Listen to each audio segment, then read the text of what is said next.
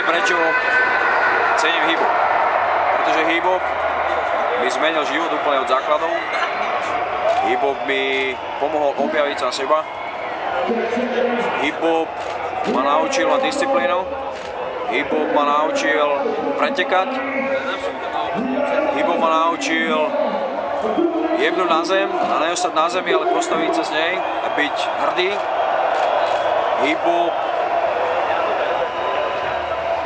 zasiahol moje srdce, keď som mal 13 rokov a idem si ho doteraz. Hip-hop ma dokázal zabezpečiť. Hip-hop mi umožnil to, že som stretol najmä životných kamarátov. Hip-hop mi umožnil to, že môžem robiť to, čo ma baví. Chápeš to? Že môžem sa zobúdzať s pocitom, že kvôli hip-hopu som dneska stál a nemusím ísť do nejakej vyjebanej roboty, ktorú nemám rád, ale idem si robiť ten svoj hip-hop. Takže hip-hop je pre mňa úplne najviac. For real? Hip-hop mi úplne ovplyvnil väčšinu môjho života. Keby toho nebolo, tak by som bol možno nejaký čašník. Prchni vyjebaný, chápeš to?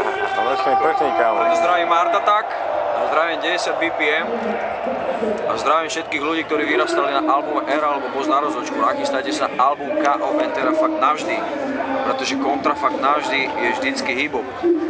Žiadne spevavé refrény, žiadny skurvený, diskofilný rugby pojebaný, čo nevie repovať, žiadni takíto vandráci, čo sa objavili pred rokom a začínajú si pýtať ty kokot toľko lovov, čo som si ja pýtal za 10 rokov, úplne som z toho v piči. Žebráci, čo neviete repovať, tak choďte do piče.